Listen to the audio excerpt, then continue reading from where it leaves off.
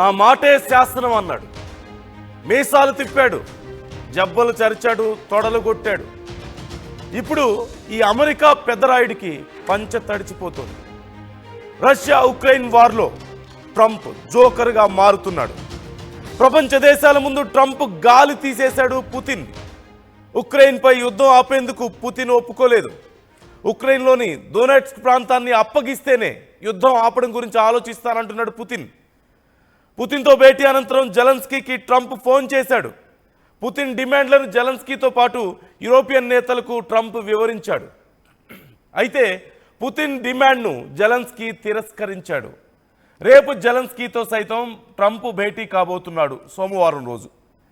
Trump మాట ఇరు దేశాల నేతలు వినట్లేదు. కాల్పుల విరమణ కుదిరే పని కాదు అంటూ అర్థమవుతోంది. శాంతి ఒప్పందమే ఉత్తమం అంటూ ట్రంప్ ఇప్పుడు శాంతి సూక్తులు వల్లెవేస్తున్నాడు. ఇంకా ఏమీ చేయలేక, ఇంతకు మించి ఎవరికి ఏం చెప్పాలో తెలియక, యుద్ధం ఆపు అంటేనేమో రష్యా వినడం లేదు, మరి రష్యా అడిగింది ఇచ్చేద్దామా అంటేనేమో జెలెన్స్కీ వినడం లేదు. రష్యా పెట్టినటువంటి కండిషన్స్ని ఇప్పటికే జెలెన్స్కీకి ట్రంప్ ఫోన్లో చెప్పినట్లుగా తెలుస్తోంది. అయితే జెలెన్స్కీ ససేమిరా నో అన్నాడు. ఇప్పుడు ట్రంప్ ఏం చేయబోతున్నాడు? ఈ యుద్ధాన్ని ఆపి ప్రపంచ దేశాల ముందు తాను ఒక గొప్ప శాంతి దూతగా చూపించుకొని నోబెల్ శాంతి బహుమతిని తెచ్చుకోవాలనే ట్రంప్ ప్రయత్నానికి గండి పడ్డట్లుగా తెలుస్తోంది. ఇప్పటికే భారత్ పాకిస్తాన్ యుద్ధాన్ని నేనే ఆపానంటున్నాడు. ఇరాన్ ఇజ్రాయెల్ యుద్ధాన్ని నేనే ఆపానంటున్నాడు. రేపు రష్యా ఉక్రెయిన్ యుద్ధాన్ని నేనే ఆపాను, ప్రపంచ శాంతి దూతను నేను, ప్రపంచంలో శాంతి నెలకొల్పడానికి నేను ఊడిపడ్డాను పైనుంచని చెప్పుకునేటువంటి ట్రంప్ మరి రేపు శాంతి బహుమతి ఈ యుద్ధాన్ని ఆపడం ద్వారా తీసుకోవాలని విపరీతంగా ప్రయత్నిస్తున్నాడు. ఇప్పుడు ఆ ప్రయత్నానికి గండి పడిందా? చివరికి ప్రపంచ దేశాల ముందు ట్రంప్ ఒక జోకర్లా మిగిలిపోయే పరిస్థితి దాపురించిందా? ఈ అమెరికా పెద్దరాయుడికి పంచ తడిచిపోతుందా అంటే అవుననే సమాధానం వినిపిస్తోంది. జరుగుతున్నటువంటి పరిణామాలు అలాగే ఉన్నాయి. ఒక్కసారి జరుగుతున్నటువంటి పరిణామాలను మనం అనలైజ్ చేద్దాం. మొన్న జరిగినటువంటి ఈ మీటింగ్కి సంబంధించి, అలాగే అంతకు ముందు ఇప్పుడు తర్వాత జరగబోయేటువంటి పరిణామాల గురించి వన్ బై వన్ మనం ఒకసారి ఆలోచిద్దాం. మీటింగ్ జరిగినటువంటి తీరు ఒకసారి చూస్తే, పుతిన్ వచ్చిన తర్వాత కామన్ గ్రౌండ్లో కలిసిన తర్వాత అక్కడ పుతిన్ ట్రంప్ స్టేజ్ మీదకి వెళ్ళేటప్పుడు B-2 బాంబర్లు పెద్ద పెద్ద వాళ్ళ యుద్ధ విమానాలు ఆకాశంలో వెళ్ళాయి. అలాగే కారులో వెళ్ళేటప్పుడు బీస్ట్లో ఎక్కించుకున్నాడు పుతిన్ని. చాలా ఎప్పుడో ఆప్తమిత్రుడిలాగా వెళ్ళి ఆప్యాయంగా పలకరించాడు, షేక్ హ్యాండ్ ఇచ్చాడు. బీస్ట్ తన కారులో ఎక్కించుకున్నాడు. ప్రపంచంలోనే మోస్ట్ సెక్యూర్డ్ కార్ ఎక్కించుకొని ఒక 10 నిమిషాలు ప్రయాణం చేశారు. ఆ వెళ్ళేటప్పుడు కూడా దారి పక్కనంతా దారి ఇరుపొడవుల వాళ్ళ సైనిక విమానాలు, యుద్ధ విమానాలను దారి పొడవున చూపించాడు. అంటే పుతిన్కి చూపించాలనుకున్నాడు, దిస్ ఈజ్ మై రేంజ్, చూసావా అని చెప్పి. కానీ చివరికి జరిగిందేంటి? మీటింగ్ అయిపోయేసరికి పుతిన్ మొదట్లో వచ్చినప్పుడు ఎలా ఉన్నాడో లాస్ట్కి కూడా అలాగే నవ్వుతూ సరదాగా వెళ్ళిపోయాడు. వెళ్తూ లాస్ట్లో ఒక జర్క్ ఇచ్చాడు, నెక్స్ట్ మాస్కోలో కలుద్దామని చెప్పేసి వెళ్ళిపోయాడు.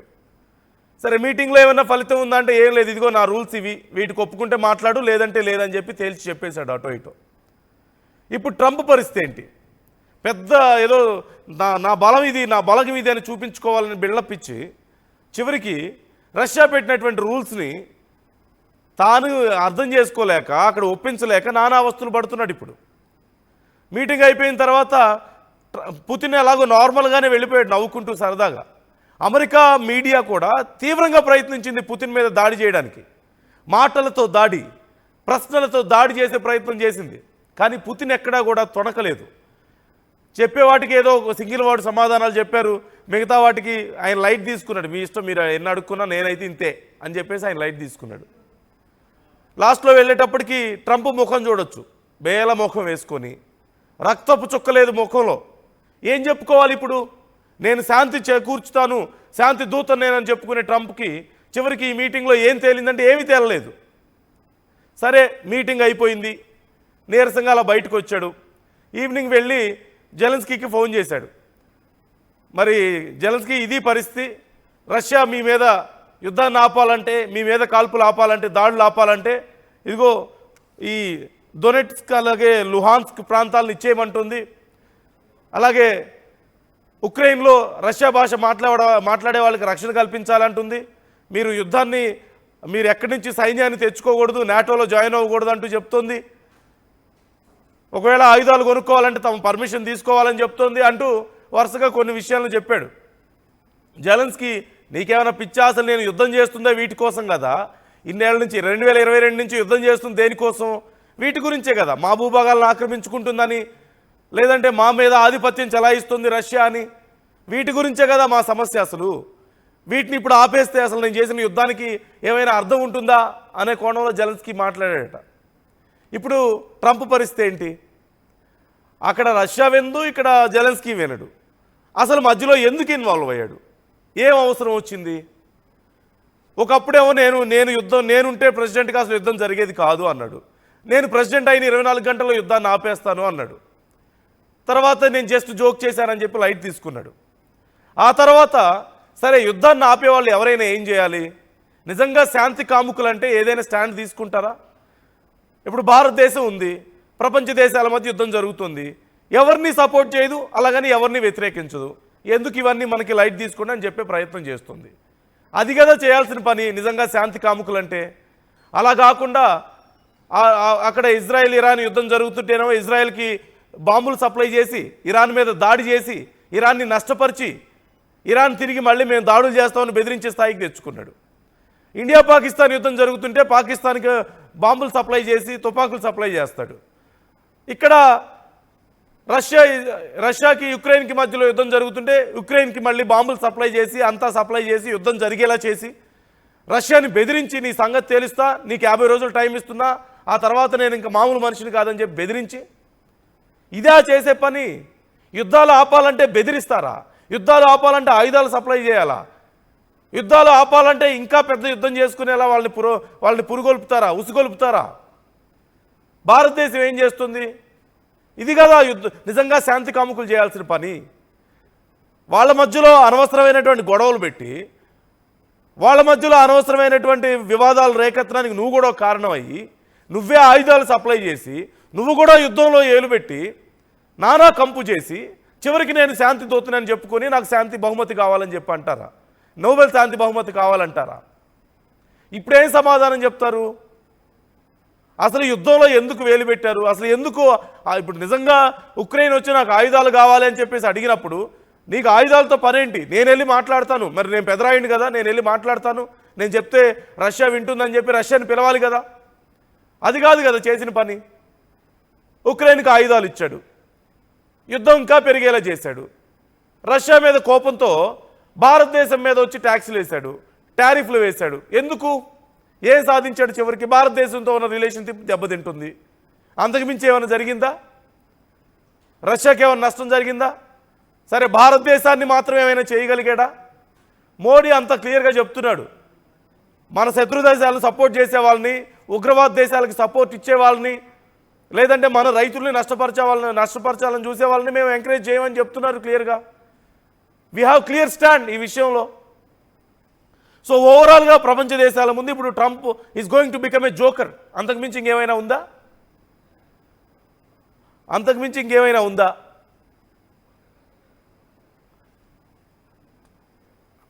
రైట్. మరోవైపు పాకిస్తాన్ని ఇండియా మీద ఉసుకొల్పడానికి కూడా మనం చూసాం. అమెరికాలో కూర్చొని ఒక ఉగ్రవాద నాయకుడు ఆసిమ్ మునీర్, ఉగ్రవాద నాయకుడు, అతను సైన్యానికి అధిపతి కాదు, అక్కడ ఉగ్రవాద నాయకుడు భారతదేశాన్ని బెదిరించాడు, ప్రపంచ దేశాలను నాశనం చేస్తానంటుంటే అమెరికా ఏం చేస్తుంది? వినపడవా? ఇవన్నీ కళ్ళకు కనపడవా? సో ఓవరాల్గా ఇది పరిస్థితి. ఇప్పుడు ట్రంప్ ముందున్నటువంటి ఆప్షన్స్ ఏంటి?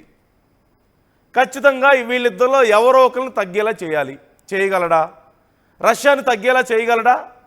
అంత సీన్ లేదన్న విషయం మనకి మీటింగ్ తర్వాత అర్థమైపోయింది. నిన్న మొన్నటి దాకా ఏదో రంకెలేసాడు, సంక్రాంతి ఎద్దులో రంకెలేసినట్టు రంకెలేసాడు, ఇష్టం వచ్చినట్టుగా మాట్లాడాడు, భారతదేశం గురించి నోటుకొచ్చినట్టుగా వాగాడు, రష్యాని సంగతి తేల్చేస్తాను, నేసేస్తా అని చెప్పి మాట్లాడాడు. ఇప్పుడు ఏం జరిగింది? ఏమైనా జరిగిందా? ఏం జరగలేదు. అక్కడికి వెళ్ళి చేతులు కట్టుకొని వచ్చి నెక్స్ట్ టైం మాస్కోలో కలుద్దామని చెప్పేసి పుతిన్ వెళ్తుంటే okay okay it's going to be difficult అని చెప్పి మాట్లాడి చివరికి ఏం జరిగింది, సైలెంట్గా వచ్చేసాడు. ఇప్పుడు ఆల్రెడీ జెలెన్స్కీతో ఫోన్లో మాట్లాడాడు ట్రంప్. ఏం జరిగింది, జెలెన్స్కీ ఆల్రెడీ నో చెప్పాడంటూ తెలుస్తుంది. మరి ఇప్పుడు ఏం చేయగలుగుతాడు? ఆల్రెడీ ఒక మాట ఇప్పటికే ట్రంప్కి అర్థమైపోయింది, ఇదేదో మనకు పని అయ్యేటట్లేదు, మనకు అనవసరంగా నష్టమయ్యేలా ఉంది అని అర్థమైపోయి ఆ ఇరు దేశాధినేతలు కూర్చొని చర్చించుకుంటే ఇది సాల్వ్ అయిపోతుంది. అంటే పుతిన్ జెలెన్స్కీ కూర్చొని మాట్లాడుకుంటే సాల్వ్ అయిపోతుందని ఎవరికి తెలియదు. భారతదేశం అదేగా చెప్తుంది, శాంతిని కోరుకునే దేశాలన్నీ అదేగా చెప్తుంది, మాట్లాడుకోండి, కూర్చోండి, చర్చించుకోండి అని.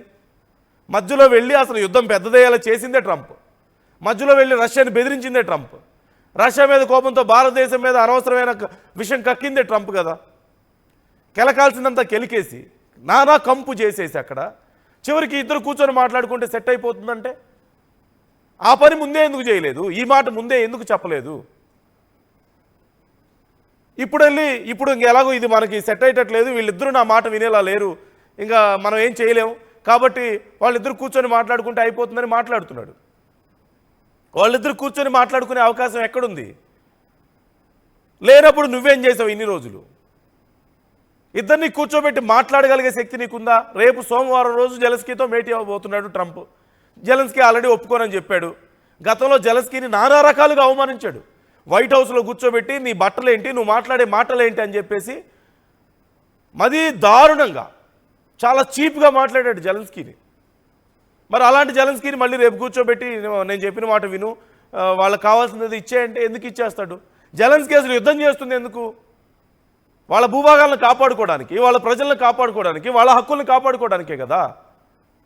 ఇప్పుడు రష్యాకి అవన్నీ ఇచ్చేయమంటే ఇప్పుడు ఆల్రెడీ ఇక్కడ అలాగే డొనెట్స్క్ అలాగే లుహాన్స్క్ ప్రాంతాల్లో భారీగా ఐరన్ ఓర్ ఉంది, బొగ్గు నిక్షేపాలు ఉన్నాయి. వాటి కోసం రష్యా ఇవంతా ఆక్రమించే ప్రయత్నం చేస్తుంది. అవన్నీ ఇప్పుడు ఇచ్చేయమంటే అసలు యుద్ధం అంతా వేస్ట్ కదా, అసలు యుద్ధం చేయడమే వేస్ట్ కదా. జెలెన్స్కీ ఇన్ని వేల మంది ప్రాణాలు పోగొట్టుకోవడం, ఇంత భారీగా ఆస్తి నష్టం జరగడం, ఇంత గందరగోళం అవడం ఎందుకు? ఇదంతా ముందే ఇచ్చేస్తే అయిపోయేది కదా. ఖచ్చితంగా జెలెన్స్కీ ఒప్పుకోడు. అలాగని జెలెన్స్కీ ఒప్పుకోవట్లేదు, మరి మీరే వెనక్కి తగ్గండి అని పుతిన్కి చెప్పగలుగుతాడా ట్రంప్? వెళ్ళి చెప్పలేడు. అసలు ఆ ధైర్యం కూడా లేదు, మనకు అర్థమైపోయింది ఆల్రెడీ. పుతిన్ ముందు ఒక మాట గట్టిగా మాట్లాడలేడు. నిన్న మొన్నటి దాకా బెదిరించిన ట్రంప్ మరి ఏమైపోయాడు? ఆ ట్రంప్ మాయమైపోయాడా? కొత్త ట్రంప్ వచ్చాడా మీటింగ్లోకి వచ్చేసరికి? అనవసరమైనటువంటి నానా యాగి చేసి ఇప్పుడు అసలు భారతదేశాన్ని ఇబ్బంది పెట్టాడు. ఇవన్నీ ఒక ఎత్తు అయితే రష్యా మీద కోపంతో భారతదేశాన్ని, చైనా కదా అతిపెద్ద ఎత్తున ఇంపోర్ట్స్ చేసుకుంటుంది. రష్యా నుంచి ఆయిల్ గ్యాస్ ఇంపోర్ట్స్ చేసుకుంటున్నటువంటి దేశాల్లో అతిపెద్ద దేశం చైనా. నిజంగా చైనా మీద కదా ఫస్ట్ వేయాల్సింది టారిఫ్స్. కానీ చైనా మీద టారిఫ్స్ వేస్తారని ప్రకటించాడు, కానీ అది హోల్డ్లో పెట్టాడు. భారతదేశం మీద మాత్రం ఇంప్లిమెంట్ చేశాడు. ఎందుకు?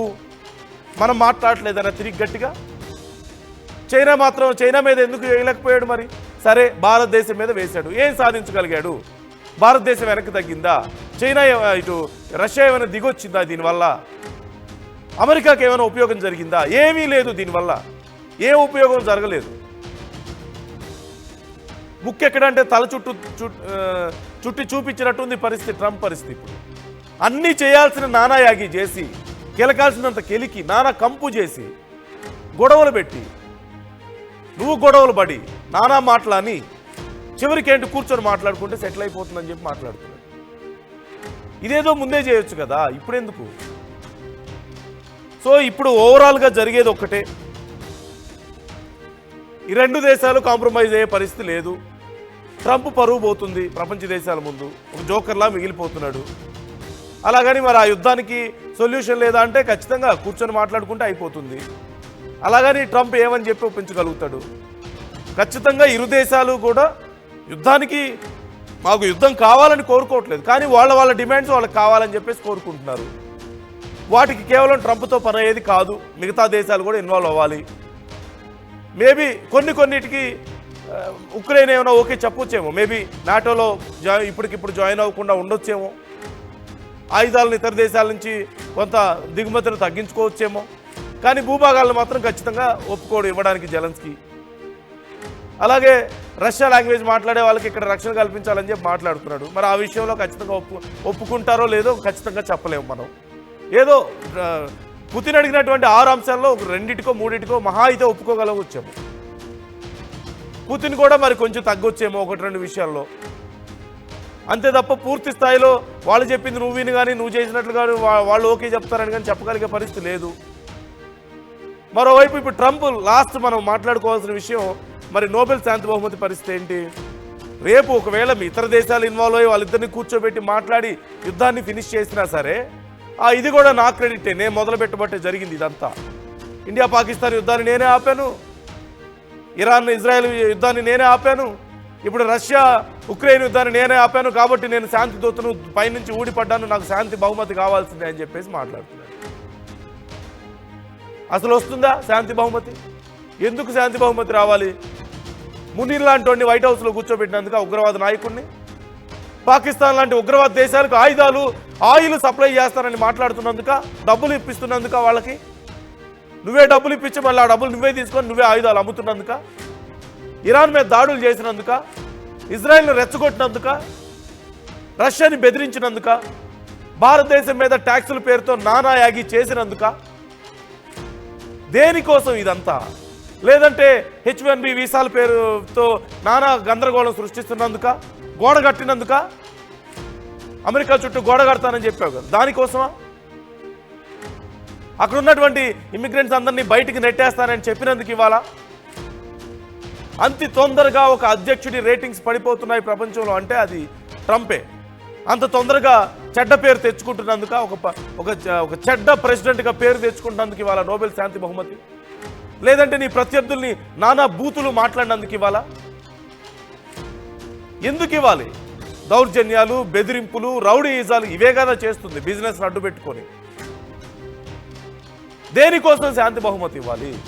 ఎవరు సపోర్ట్ ఇస్తున్నారు? పాకిస్తాన్ లాంటి ఉగ్రవాద దేశాల సపోర్ట్ ఇచ్చేది, లేదంటే ఏవో చిన్న చిన్న దేశాలకి కొంత డబ్బులు ఇప్పించేసి వాళ్ళతో మాట్లాడుకొని వాళ్ళ సపోర్ట్ తీసుకోవడమా?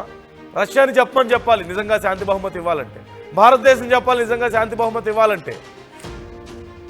ఇవి కదా నిజంగా స్ట్రాంగెస్ట్ కంట్రీస్. చైనా చెప్పాలి శాంతి బహుమతి ఇవ్వాలంటే. అంతే తప్పితే వీళ్ళందరితో చెప్పించుకొని అసలు ఏం సాధించారని ప్రపంచ దేశాలకు చూపించుకోవాలి కదా. సో ఓవరాల్గా పరిస్థితి చివరికి ట్రంప్కి అర్థమైంది. ఒక్క మాటలో చెప్పాలంటే అసలు విషయం ట్రంప్కి అర్థమైంది. తన మాట చెల్లట్లేదు, తన మాట ఎవరు వినట్లేదు, తను బెదిరిస్తే ఎవరు బెదిరిపోవట్లేదు, అటు భారతదేశం కానీ రష్యా కానీ ఎవరు బెదరట్లేదు, తన ఎత్తులు ఇక పారవని అర్థమయ్యి చివరికి కూర్చొని మాట్లాడుకోండి ఇరు దేశాల వాళ్ళు అని చెప్పి మాట్లాడే స్టేజ్కి వచ్చాడు. అయినా సరే శాంతి బహుమతి కావాలి. ఎందుకు ఇస్తారు? చూద్దాం ఏం జరగబోతుందో. ఓవరాల్గా చర్చ ఎలాంటి ఫలితం లేకుండా ముగియడం, ఇప్పుడు జెలెన్స్కీ నేను ఒప్పుకోనని చెప్పడం, ఓవైపు పుతిన్ ఖచ్చితంగా ఈ రూల్స్కి ఒప్పుకుంటేనే నేను యుద్ధాన్ని ఆపేస్తానని చెప్పడం, ట్రంప్ ఇప్పుడు గందరగోళంలో ఉండడం, ఈ ఓవరాల్గా ఈ అంశాల మీద మీ అభిప్రాయాలు ఎలా ఉన్నాయి? కామెంట్ చేయండి, మాతో పంచుకోండి.